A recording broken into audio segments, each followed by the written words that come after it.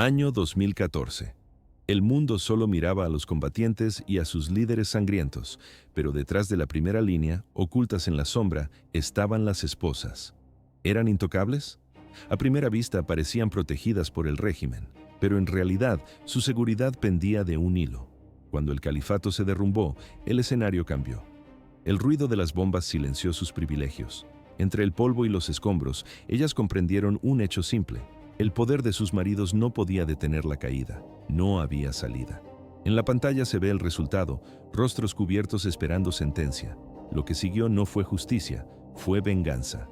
Enfrentaron un final tan seco y brutal como el terror que habitaron durante años. La cuenta se saldó con sangre. El 29 de junio de 2014, la historia de la región se partió en dos. Abu Bakr al-Baghdadi subió al púlpito de la gran mezquita en Mosul. En el video se observa un hombre de negro hablando con calma absoluta. Sus palabras no eran solo para los soldados en el frente. El discurso exigía que hombres y mujeres de todo el mundo acudieran a construir un nuevo imperio islámico. La maquinaria de propaganda se encendió al instante. Internet se inundó de videos editados y revistas digitales. En cuestión de semanas, las fronteras de Irak y Siria colapsaron. Miles de hombres cruzaban el desierto para unirse a la lucha, y con ellos llegaban las mujeres, esposas, novias y viudas de la yihad. ¿Por qué miles de mujeres abandonaron la seguridad de sus hogares? Parecía una búsqueda de propósito espiritual y honor, pero la realidad era una trampa de control total. Los reclutadores en línea vendían una mentira. Prometían dignidad, un hogar y un deber religioso sagrado. Muchas mujeres viajaron desde Europa, el norte de África y Asia Central creyendo esa promesa. A primera vista, un viaje de fe. Pero en realidad era un billete de ida hacia la violencia. Al llegar, entregaban sus pasaportes y su libertad. Ciudades enteras como Mosul, Raqqa y Faluya cayeron bajo la bandera negra. ISIS no construyó nada nuevo, simplemente lo tomó todo. Confiscaron casas, ocuparon escuelas y tomaron el control de los hospitales. Las esposas de los comandantes y combatientes se instalaron en estas residencias robadas. La desigualdad era visible a simple vista. Mientras la población local buscaba comida entre los escombros, las esposas de ISIS vivían con comodidades. Tenían generadores de electricidad funcionando las 24 horas. El agua corriente fluía en sus cocinas, las redes de contrabando traían suministros exclusivos a través de fronteras permeables.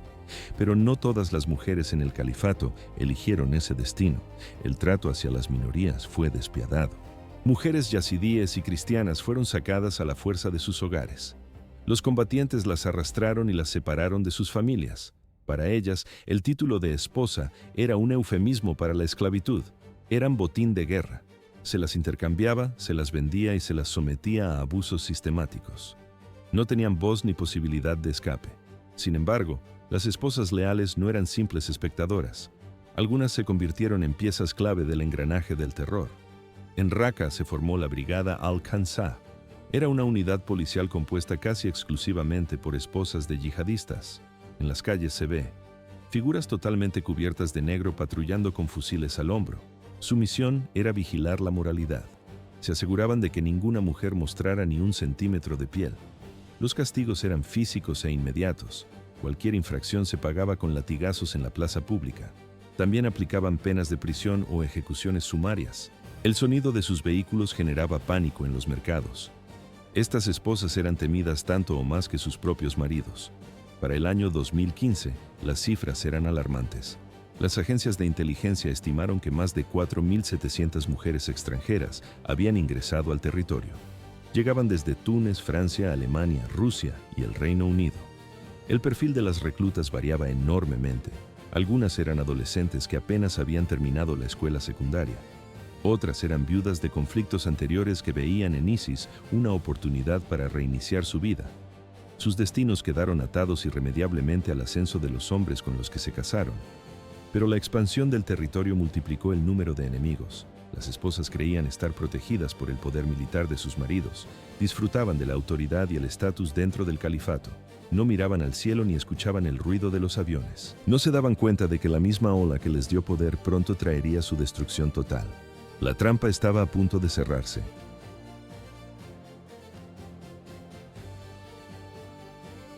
2016 marcó el comienzo del colapso total. La destrucción llegó rápido. ¿Por qué el califato dejó de crecer? Parecía una fuerza imparable, pero el territorio comenzó a reducirse día tras día. Las ciudades que el grupo controlaba con puño de hierro cayeron una tras otra. La batalla decisiva inició en octubre de 2016. El objetivo era Mosul, la segunda ciudad más grande de Irak. El ejército iraquí y las fuerzas kurdas cerraron el cerco paso a paso. Los aliados bloquearon las salidas. Los ataques aéreos golpearon las líneas de suministro. Los puentes de hormigón cayeron al agua. Los puestos de control ardieron.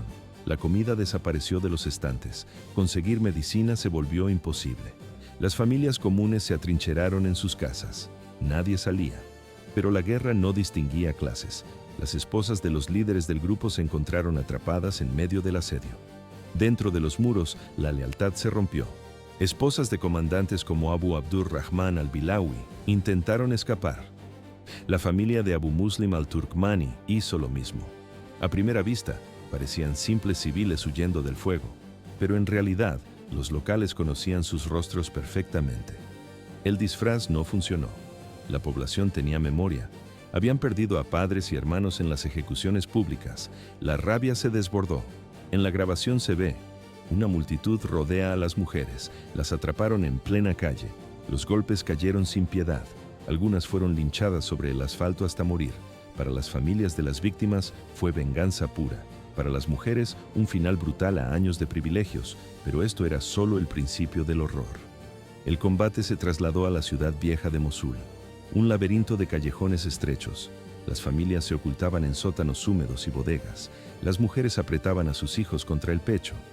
En el audio se escucha el silbido de las bombas cayendo del cielo. El suelo temblaba. Algunas madres suplicaban a los soldados iraquíes que las perdonaran. Solo querían que sus hijos sobrevivieran al castigo, pero otras eligieron un camino más oscuro. Varias esposas del Estado Islámico se ajustaron cinturones suicidas bajo la ropa. Esperaron en silencio. Cuando los soldados derribaron las puertas, activaron los detonadores. La explosión destrozó las habitaciones. No solo mataron a las tropas de avance, mataron a los vecinos, mataron incluso a sus propios hijos en la detonación. Su muerte no tuvo nada de heroico. No hubo seguridad ni protección. Sus últimas horas transcurrieron en sótanos oscuros, con el ruido de las explosiones sobre sus cabezas. El miedo lo llenaba todo. Así terminó el asedio.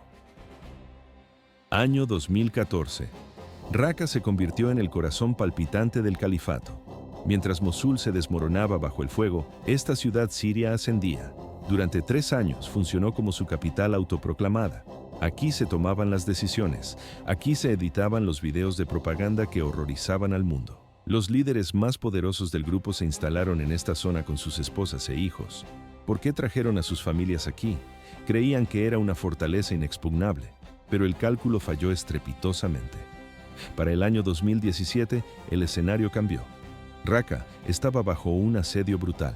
Las fuerzas democráticas sirias cerraron el cerco. Los bombardeos estadounidenses golpeaban día y noche. El suelo temblaba sin pausa. Para las esposas de los líderes, la ciudad se transformó. Dejó de ser un hogar. Se convirtió en una jaula.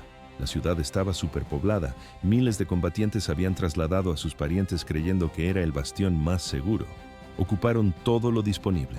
Mansiones, edificios gubernamentales y casas robadas a los locales se llenaron de mujeres y niños. A simple vista, una vida de privilegios con suministros de contrabando, pero en realidad una espera agónica bajo la mira de los aviones. La desigualdad era evidente. Algunas mujeres vivían con comodidad relativa, recibiendo comida importada mientras la población pasaba hambre. Otras no tuvieron tanta suerte. Quedaron atrapadas en estructuras en ruinas, escondiéndose del polvo y la metralla que sacudían la ciudad a diario. Pero esto era solo el principio del fin. Terki al-Binali era uno de los nombres clave en Raqqa. Un clérigo de Bahrein que ascendió rápidamente, se convirtió en el principal erudito religioso del grupo. Su esposa y sus hijos vivían con él, pero nunca dormían tranquilos. Se movían constantemente de una casa segura a otra para evitar la inteligencia enemiga. En mayo de 2017, la suerte se acabó. Un ataque aéreo impactó su posición. Al-Binali murió al instante. La vida de su familia colapsó en un segundo. No hubo tiempo para el luto. La viuda recogió a los niños e intentó huir.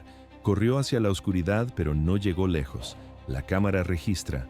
polvo, oscuridad y muros de hormigón bajo tierra. Los combatientes kurdos la interceptaron rápidamente. La encontraron agazapada en una red de túneles subterráneos. Esos pasadizos eran el último refugio para muchas familias del grupo terrorista.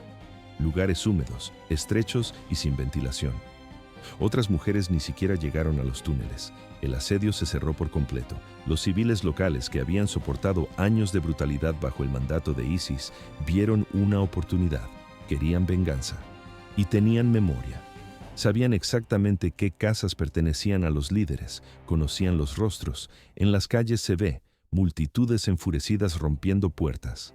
Las esposas sospechosas de tener conexiones con los comandantes fueron arrastradas fuera de sus escondites. No hubo juicios. Algunas fueron golpeadas brutalmente sobre el asfalto. Se escuchan los gritos en las plazas públicas. La violencia escaló. A otras las quemaron vivas en los mismos lugares donde antes el grupo ejecutaba a sus prisioneros. El reinado de terror había terminado. Fue sustituido por una explosión de ira incontrolable. 2018. El califato colapsaba sin remedio. ¿Dónde quedaba el vasto imperio? Parecía invencible en los mapas de propaganda, pero sobre el terreno solo quedaban parches de arena y ciudades en ruinas. Una ciudad tras otra se escapaba del control de ISIS. El territorio que una vez abarcó Irak y Siria se encogió hasta desaparecer. La provincia de Deir ez-Zor se convirtió en el último refugio. No era una posición estratégica, era una ratonera. Combatientes, esposas y niños abarrotaban camiones y camionetas. Se hacinaban en pequeñas aldeas a lo largo del río Éufrates. Se movían constantemente, huían de las bombas que caían del cielo y de las tropas que avanzaban por tierra. Para las mujeres, la vida cambió radicalmente. El lujo prometido por el régimen se desvaneció. Terminaron encerradas en centros de detención masivos, Al-Hol y Rosh. Estos nombres se volvieron sinónimo de miseria. Los campamentos se llenaron rápidamente con decenas de miles de mujeres y niños. A primera vista, parecían zonas de refugio, pero en realidad eran prisiones al aire libre bajo estricta vigilancia. La vida dentro era insoportable. El invierno convertía el suelo en un pantano de barro helado. El verano traía un calor abrasador que quemaba la piel. Las tiendas de campaña no ofrecían protección. La comida estaba racionada al límite, a veces solo un pedazo de pan, un poco de arroz o lentejas. El agua potable era un lujo escaso. En la grabación se ve niños caminando descalzos sobre la tierra seca y agrietada. Las enfermedades se propagaron rápido entre las carpas. No había higiene.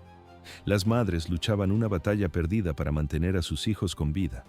Muchos bebés murieron. La desnutrición los consumía.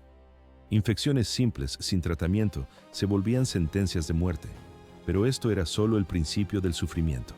Entre las mujeres atrapadas había rostros occidentales, reclutas extranjeras. Allí estaban las famosas chicas de Bethnal Green. Habían abandonado las aulas de Londres en el año 2015. Ahora la realidad las golpeaba. Algunas ya eran viudas. Otras criaban solas a los hijos de combatientes de ISIS. Sus vidas dieron un giro brutal. De los uniformes escolares en Londres a los harapos llenos de polvo en Siria. No estaban solas en su desgracia. Miles de mujeres de Europa, Asia, el norte de África y Oriente Medio compartían el mismo destino. Sus países de origen no las querían de vuelta.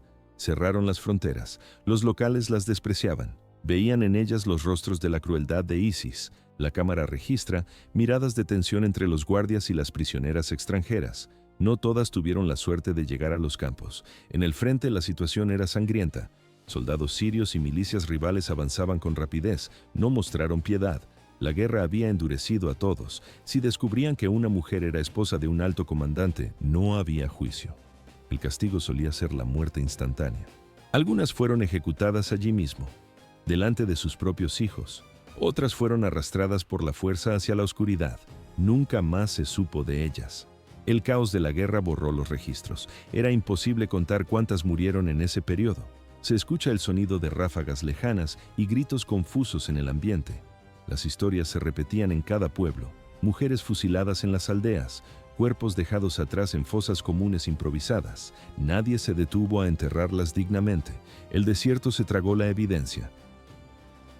Marzo de 2019 marcó el final absoluto. ¿Por qué el califato se aferraba a un solo pueblo? Parecía una estrategia de resistencia, pero era pura desesperación ante lo inevitable.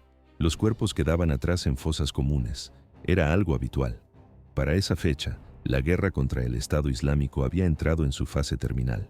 El califato, que antes dominaba 2 países, colapsó. Quedó reducido a una sola aldea, Bagús. Este asentamiento polvoriento a orillas del río Éufrates se convirtió en el último bastión. Miles de combatientes y sus familias se agruparon allí. El grupo terrorista más temido del mundo estaba atrapado. Ocupaban un parche de tierra de menos de 5 kilómetros cuadrados. La situación dentro de Bagús era crítica. Las esposas de los combatientes vivían en la miseria absoluta. Levantaron carpas improvisadas con mantas sucias, láminas de plástico y trozos de metal retorcido. El humo de los ataques aéreos constantes oscurecía el cielo. El eco de los disparos rebotaba en los campos día y noche. Los suministros se agotaron rápidamente. La comida y el agua desaparecieron. Se escuchan los llantos de niños hambrientos. Las madres cavaban agujeros poco profundos en la tierra seca. Intentaban proteger a sus bebés de la metralla con sus propios cuerpos. Cada minuto parecía el último. A primera vista, un campamento de refugiados, pero en realidad, la última trinchera de una guerra sangrienta. Los drones americanos circulaban en silencio sobre sus cabezas. Vigilaban cada movimiento. En tierra, la presión aumentaba por segundos. Los combatientes kurdos de las fuerzas democráticas sirias avanzaban metro a metro. Cortaron todas las rutas de escape posibles. Nadie podía salir. Las esposas de los líderes de alto rango estaban acorraladas. Entre ellas se encontraba la familia de Abu Hassan al-Muhajir, el portavoz del grupo. En las imágenes se ve mujeres cargando fusiles de asalto, listas para combatir junto a sus maridos. Otras abrazaban a sus hijos contra el pecho, esperaban la tormenta que se cerraba sobre ellas, pero esto era solo el principio del horror. El asalto final fue brutal. Los ataques aéreos golpearon Bagús sin piedad, las explosiones destrozaron las tiendas y los refugios precarios. Cientos murieron en cuestión de días, muchas mujeres rechazaron la rendición. No levantaron las manos, algunas se ataron chalecos explosivos al cuerpo y detonaron la carga, otras intentaron correr a través del desierto abierto. Los combatientes las vieron como amenazas peligrosas. Abrieron fuego, cayeron abatidas sobre la arena, hubo quienes eligieron su propio final. Un informe describe una escena dantesca. Un grupo de esposas se roció con combustible dentro de una tienda, prendieron fuego para no ser capturadas vivas. Para ellas, la rendición era peor que la muerte. Otras no tuvieron tiempo de elegir. Las bombas cayeron sin previo aviso. Familias enteras quedaron sepultadas donde estaban sentadas. La cámara registra. El humo se disipa sobre un paisaje de destrucción total. El 23 de marzo de 2019, Bagús cayó. El sueño del Estado Islámico terminó allí. Pero para las sobrevivientes, la pesadilla acababa de empezar. 60.000 mujeres y niños. Esa fue la cifra humana que quedó tras la caída de Bagús. Para los soldados, el combate había terminado, pero para las esposas de los combatientes, la verdadera pesadilla apenas comenzaba. Fueron enviadas a campos de detención en el noreste de Siria. Las familias se hacinaban en tiendas de campaña de tela fina. El material no ofrecía protección contra los elementos. Los inviernos congelaban el suelo de tierra. Los veranos quemaban la piel. El agua llegaba sucia. La comida se racionaba al límite. Conseguir atención médica era una misión casi imposible. En las imágenes aéreas se ve un mar interminable de carpas blancas cubiertas de polvo. Los campos se transformaron rápidamente. No eran refugios, eran caldos de cultivo para la ira. Algunas mujeres mantenían una lealtad fanática hacia el Estado Islámico. Se negaban a aceptar la derrota. Formaron grupos clandestinos y vigilaron el comportamiento de sus vecinas. Impusieron leyes estrictas dentro de las vallas. ¿Por qué estas mujeres atacaban a las suyas? Parecían compartir el mismo destino, pero el fanatismo era más fuerte que la solidaridad. Cualquier mujer que criticara la ideología era marcada como traidora. Los castigos de las leales eran brutales. Solo en el año 2019 se reportaron más de 80 asesinatos en el campo de Al-Hol. No eran muertes naturales. Los informes forenses describen cuerpos de mujeres apuñalados en sus tiendas o con marcas de estrangulamiento. La violencia se desbordó. Incluso los guardias eran emboscados con cuchillos y armas de contrabando. A primera vista, víctimas de guerra indefensas, pero en realidad una fuerza letal organizada. Pero el mayor peligro estaba en el futuro. Los niños crecían rodeados de violencia pura. Muchos nunca pisaron una escuela. No tenían juguetes, no había zonas seguras. En lugar de juegos, escuchaban a sus madres. Ellas les hablaban de martirio, les enseñaban a desear la venganza. En el encuadre se observa niños pequeños haciendo gestos de decapitación a los extraños. Los trabajadores humanitarios lanzaron una advertencia clara. Estos campos podían criar una nueva generación llena del mismo odio que encendió el conflicto original. El mundo exterior prefirió mirar hacia otro lado. El sufrimiento tras esas alambradas demostró una verdad incómoda. ISIS había perdido su tierra, pero su sombra seguía viva. Año 2017. Irak se había convertido en un cementerio a cielo abierto. El odio que dejó el grupo terrorista saturaba el aire. No solo habían matado a miles de personas, habían arrasado barrios enteros y dejado fosas comunes que apestaban a muerte bajo el sol. Cuando perdieron el poder, la ira contenida de la gente común estalló. Esperarían las familias de las víctimas a la justicia oficial. Los tribunales prometían orden, pero el deseo de sangre fue más rápido que la burocracia. En ciudades como Tikrit, Faluya y Mosul, nadie quiso esperar al gobierno. Los supervivientes buscaban su propia venganza. Para muchos locales, las esposas de los combatientes no eran civiles, las acusaban de complicidad directa. Algunas habían ayudado a sus maridos a recaudar dinero, otras señalaban a los vecinos que se resistían al régimen. A primera vista, mujeres vulnerables, pero en realidad, objetivos militares para la multitud. Incluso si una esposa no había disparado un arma, su apellido era su sentencia.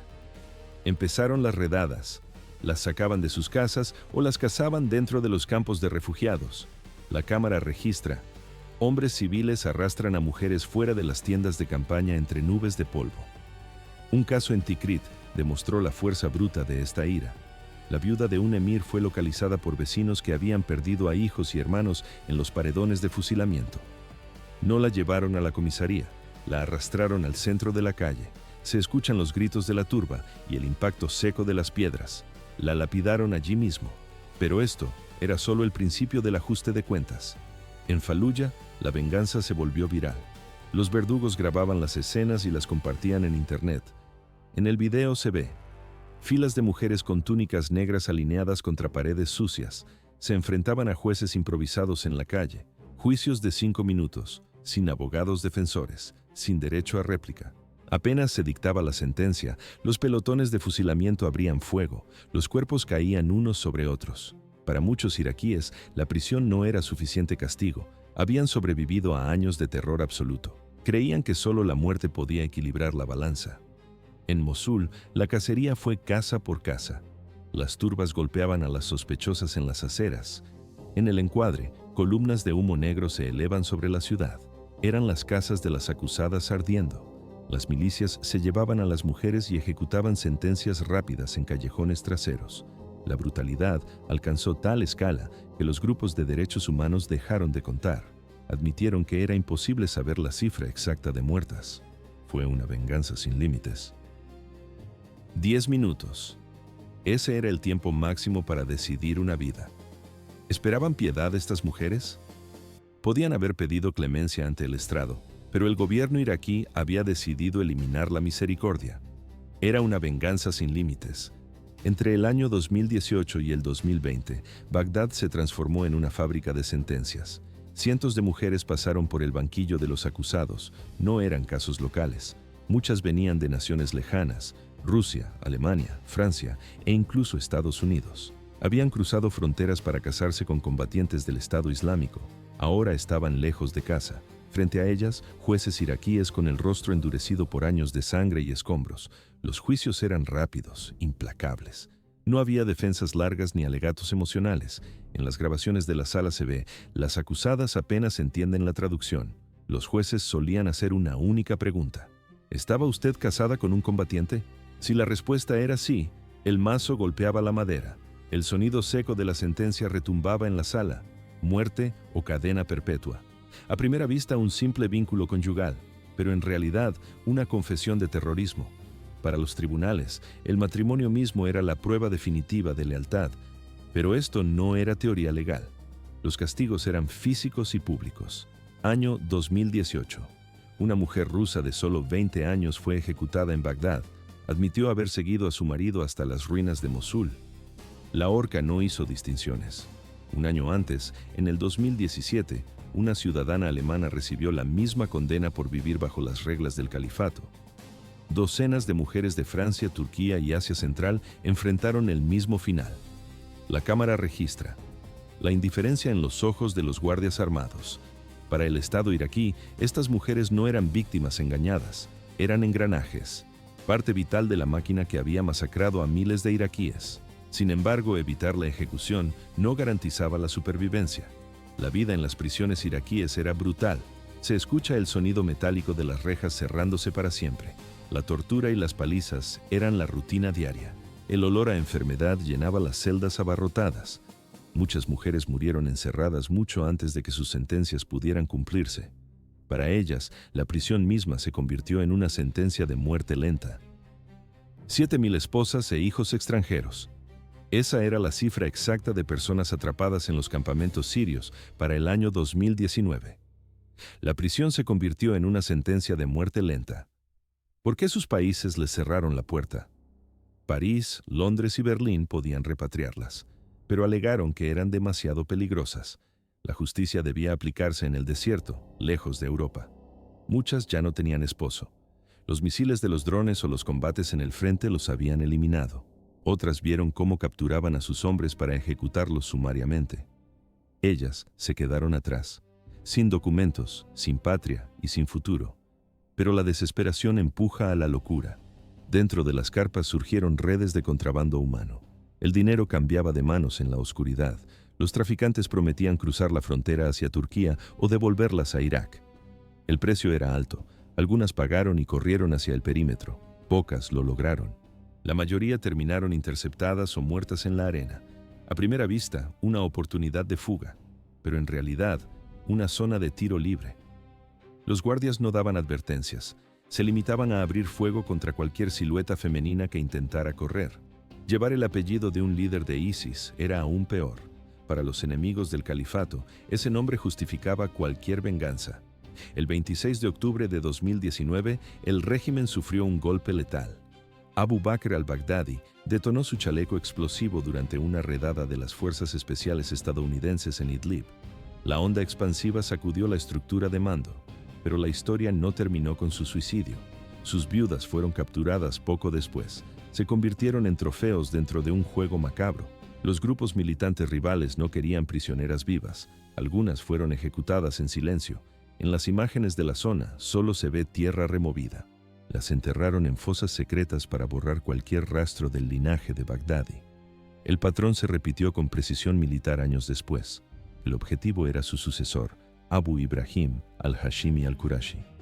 El 3 de febrero de 2022, comandos estadounidenses cercaron una casa segura en Atme, cerca de la frontera turca. No hubo tiempo para negociar. Se escucha en las grabaciones el estruendo seco de una detonación. Qurashi activó una bomba potente. Mató a sus esposas y a sus propios hijos en un instante. Los techos de hormigón colapsaron sobre la familia. Para el mundo, fue otro éxito táctico contra el liderazgo terrorista. Para los que estaban dentro, fue un final brutal. Quedaron aplastados bajo toneladas de escombros. Hoy, las esposas de los líderes están dispersas por el mapa. Yacen en tumbas sin nombre, en celdas de aislamiento o en campamentos llenos de polvo. Muy pocas siguen con vida. La mayoría encontró su final entre el dolor y el olvido. Así se cerró el expediente.